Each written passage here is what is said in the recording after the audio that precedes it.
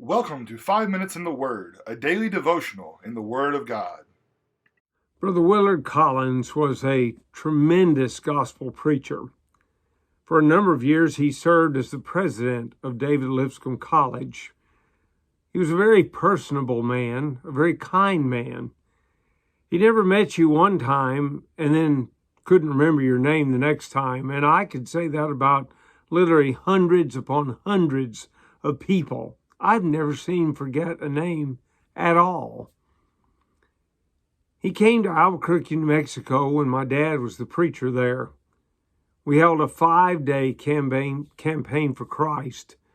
That campaign had a far-reaching impact on the Lord's church in Albuquerque, New Mexico.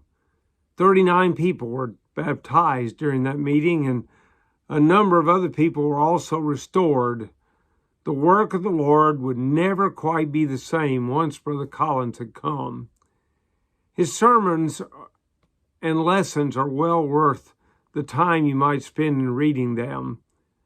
But today I wanted to give one example, and in order to do that, first I want to see what the Lord said, and then I want us to listen as we read a chapel talk from Brother Collins. The Lord's words are found in Matthew chapter 5, beginning at verse 13. You are the salt of the earth, but if the salt loses its flavor, how shall it be seasoned? It is then good for nothing but to be thrown out and trampled underfoot by men. You are the light of the world. A city that is set on a hill cannot be hidden. Nor do they light a lamp and put it under a basket, but on a lampstand, and it gives light to all who are in the house. Let your light so shine before men that they may see your good works and glorify your Father in heaven. There is no doubt, after listening to what the Lord said, that all of us have influence, some for good, others for bad. Brother Collins recognized that, and he wanted to challenge all the students who heard him to have a good influence. And so here's what he said. A beautiful tribute to the power of a good influence is engraved upon a marble marker at the grave of a little girl. It reads, a child of whom her playmates said, it was easier to be good when she was with us. Jesus wants you and your influence. When one gives Christ his life and lives for him, he influences many others to accept the Lord.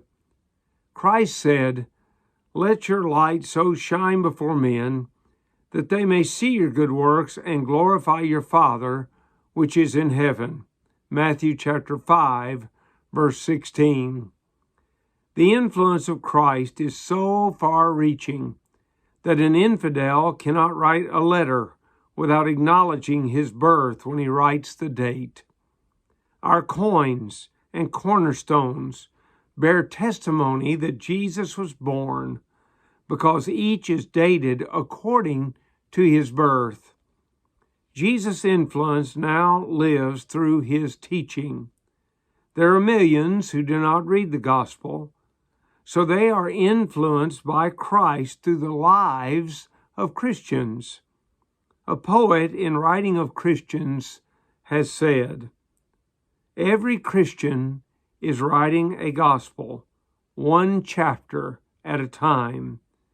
We are the only Bibles the careless world will read. We are the sinner's gospel. We are the scoffer's creed. You are writing a gospel, a chapter each day, by deeds that you do, by words that you say. Men read what you write, whether faithless or true. Say, what is the gospel according to you? As we start this new day, I hope all of us will remember that powerful little devotional talk that Brother Collins gave. and that we will strive with all of our might to present before the eyes of the world a gospel true to the Son of God whom we serve.